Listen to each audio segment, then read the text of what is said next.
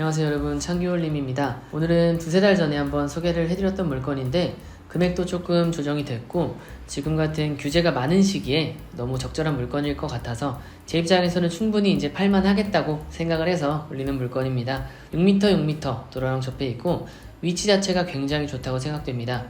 토지거래허가 구역이나 규제 지역에 대한 이슈 없는 고시원 건물입니다. 그리고 맨 마지막 6층만 현재 주택으로 되어 있지만 사무소로 용도 변경이 충분히 가능합니다. 고시원으로 허가를 받았기 때문에 주 계단실이 있고 별도의 피난로가 있습니다. 주차는 허가받은 것 외에 약간 비스듬하게 해서 주차 공간을 활용하고 있습니다. 위치 정보 보겠습니다. 관악구 신림동에 위치한 물건입니다. 신대방역까지는 약 250m 거리에 위치해 있고 신대방역 위쪽으로는 현재 역세권 재개발 사업이 활발히 진행 중에 있습니다.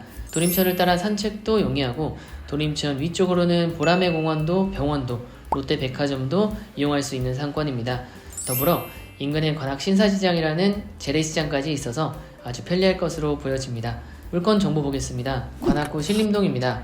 대지 면적은 54.7평, 지하 1층부터 지상 6층까지 허가를 받았고 2010년도에 사용 승인됐습니다. 매매 가격은 25억, 월세는 관리비 포함해서 1,600만원이 나오고 실투자금은 9억 5천만원입니다. 가시성도 좋고 연식 대비해서는 외관 상태도 아주 양호합니다.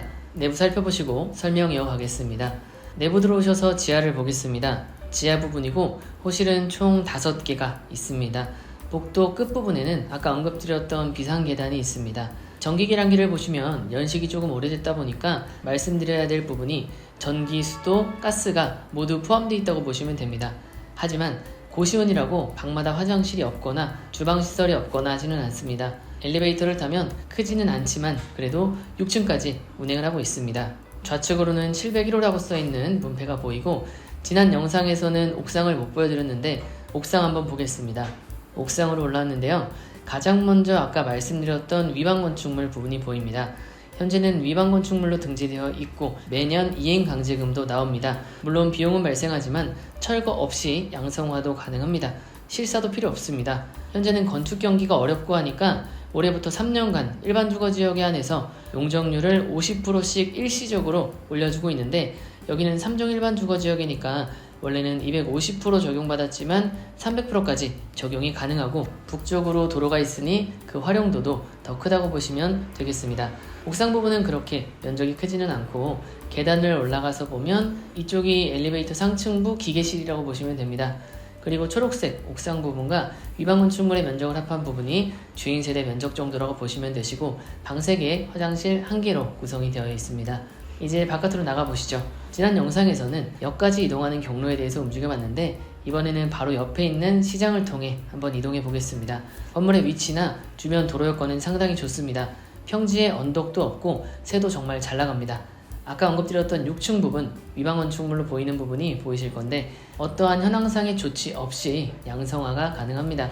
현재 대부분의 임대차가 아까 물건 분석표 내용을 보시면 주인세대 보증금 1천만원을 포함해서 총 5천만원입니다.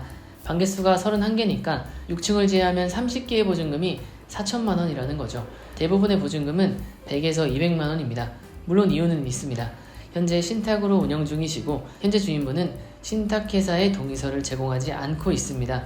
신탁으로 대출을 받게 될 경우 반공제 없이 우선수익권자를 통해서 일반적인 형태보다 대출이 더 많이 가능합니다. 물론 소유권 자체를 신탁회사에 넘겨준 채로 운영을 하다 보니까 번거로운 점도 있습니다. 임대차 계약 시에 소유주는 신탁회사이기 때문에 실제 소유자는 신탁회사의 동의 없이는 권리 행사가 어렵고 신탁회사의 동의 없는 임대차 계약을 할 경우에는 임차인이 주택임대차보호법상의 보호를 받을 수 없습니다. 그렇기 때문에 신탁사의 동의 없이 조금은 수월하게 저보증금 형태로 세를 놓고 계신 거고 운영하는 분에 따라 동의서 받는 것도 어려운 일은 아니니까 상황에 맞게 운영하시면 되겠습니다.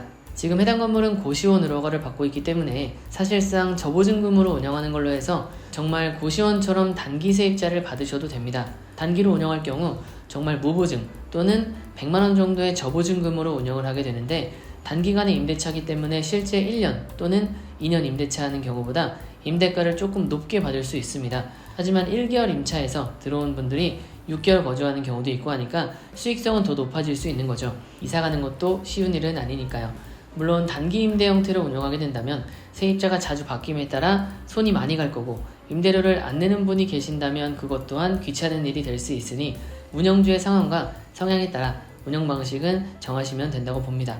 지금은 현 임대차가 대부분 보증금 100만원에서 200만원에 관리비 포함 4, 50만원 정도로 맞춰져 있는데, 보증금을 500에서 약 1000만원 정도 받는다고 하면 월세 50에서 55만원까지는 충분히 받을 수 있는 컨디션과 위치입니다. 물론 여기서 보증금을 더 낮추면 월세는 많이 올라갈 수 있다고 생각하시면 되겠습니다. 그리고 요즘 많이 궁금해하시는 대출 관련해서는 대출 가능합니다. 물론 승계 형태는 아니고 해당 건물에 대한 케이스만 말씀드리면 건물 전체가 고시원이기 때문에 일단 주택에 대한 규제를 받지 않습니다. 지금 해당 건물은 신탁으로 동일하게 진행될 경우 13억에서 15억까지는 가능할 것 같고, 추가 담보 제공이 가능하시다면 18억까지도 가능한 물건이기는 합니다.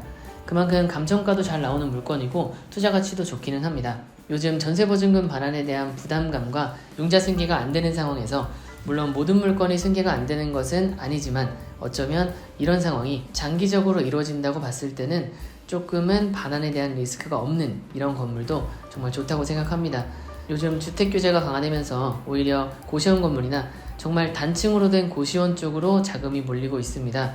이미 고시원 건물은 많은 분들이 찾고 있고 이미 거래도 많이 되었고, 단층 고시원은 투자금 1억 대비 월 200만원 정도의 공식으로 생각하시면 되는데, 이런 형태의 고시원은 취득세가 드는 것도 보유세가 나오는 것도 양도세가 있는 것도 아니니까, 그리고 주택에 대한 다른 어떤 규제도 있는 것이 아니다 보니까 많은 자금이 그런 쪽으로 쏠리기도 합니다.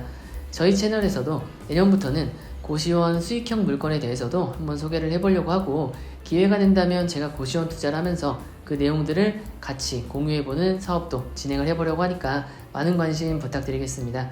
궁금하신 내용 있으시다면 전화 주시거나 댓글 달아주시면 감사하겠습니다. 오늘 영상 도움이 되셨다면 구독과 좋아요 부탁드리겠습니다. 감사합니다.